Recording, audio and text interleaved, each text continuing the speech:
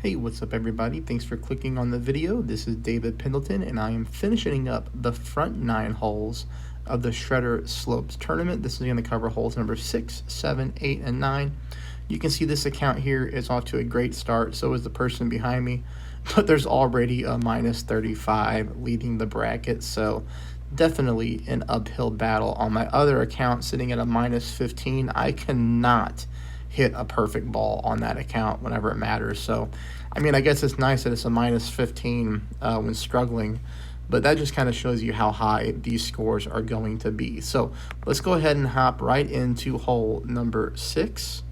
Oop, I'm already in the photos. Hole number 6 here. So it's going to be right here. We're just going to go ahead and send it. And we're going to use a kingmaker here. I have not used many kingmakers in this tournament, so if we're going to use them, we're going to go ahead and use them in the final round, right, where we need the drops. Now, we are getting basically perfect tailwind here. I'm going to pull this one at 0% elevation, and then I'm going to use a ton of overpower. Now, you might be wondering, why are we using a kingmaker when it comes to tailwind? Don't we want the wind push? We do. However, there's not going to be much of a distance difference when it comes to this or the Titan, as I did play both balls on each of my accounts. The nice thing about having the kingmaker here is, of course, shot number 2, the side spin to the left comes in handy. As you can see, we're getting wind blowing to the right hand side. So look at this, 3 bars of side spin to the left and about 4 back. Take a look at the offset position here as well. You're noticing I'm offsetting about 1 green square to the left of the cup. So offset left, 3 bars of side spin to the left, and wouldn't you know, we still miss this one to the right hand side. I do pull this one 10% elevation at max distance.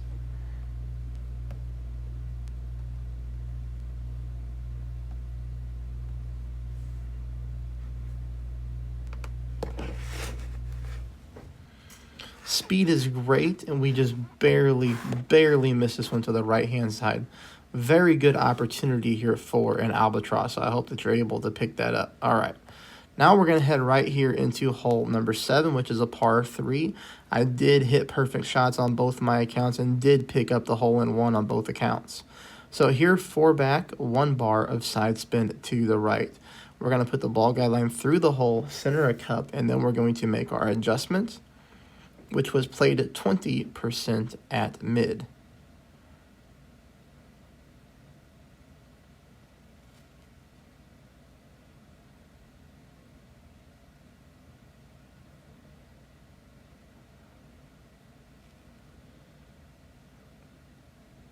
Get ourselves a perfect ball here, and like I said, we get this one to go right into the cup, no problem.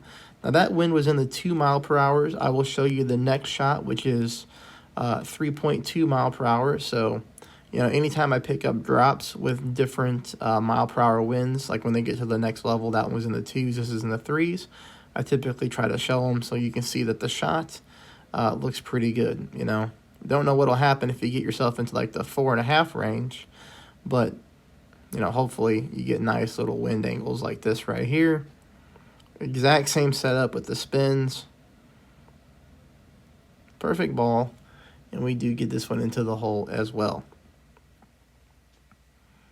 Okay, next hole is going to be hole number 8. This is the hole that, you know, is really frustrating, because this is just a great opportunity to pick up an eagle here. And unfortunately, I picked up the birdie on both of my accounts. 6 top, 1 bar of side spin to the right. The thing here is, I guess we need to move our target over a little bit more to the right-hand side, okay? So I would move this target over to the right. I pull it 0%, I push back up to max, and then I take basically almost a full overpower shot. Not quite full OP, but very close. Perfect ball, so you feel good about that when you hit a perfect ball. Now, my other account, I hit a minor great shot to the left, so I knew that one was dead anyways. But look at a perfect ball right into the bunker here. So we need to either add more side spin, or we need to move our target more to the right-hand side. If you can land that ball in the fairway or the green, you're obviously in a great shape to pick up an eagle. This one for me, very disappointing, as obviously we'd rather sitting at a minus 18 then a minus 17 to give us a chance to win. All right.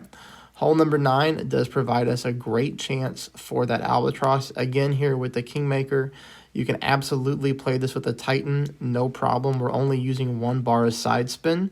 So we're going to go 5 top, 1 bar of side spin to the right. We make our adjustment here, 0% at max. And it's going to set up very nicely for shot number 2.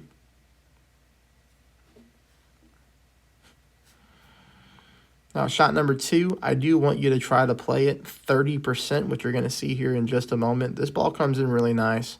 All we're really trying to do is just make sure we get past these trees, which we do, no problem at all. Nice clear area here to take the second shot. So shot number 2 here, I want you to try 30% at mid. I don't remember which one I played this one at, maybe 20, maybe 25, I don't quite remember. But I know it wasn't 30%, and I do miss it to the left, so we do need to pull a little bit more. But here, again, you know, we're using the Kingmaker for the same reason. We're just trying to pick up an albatross here by lowering the wind as much as possible with a free-to-play ball. If you're not having a good tournament, if you're taking a look at your score and you don't really have the potential to win the Kingmakers back via the prizes, it may not be worth the Kingmaker. I would just probably go ahead and go with the Titan, right? But you can see here we grazed the left-hand side of the cup. We need to pull just a little bit more rings to try to get that ball to drop. All right, that is the front 9. I'm going to start powering through the back 9. I hope you're having a great tournament so far. Congrats for getting to this point. Please subscribe, please hit the thumbs up, and let me know how you're doing.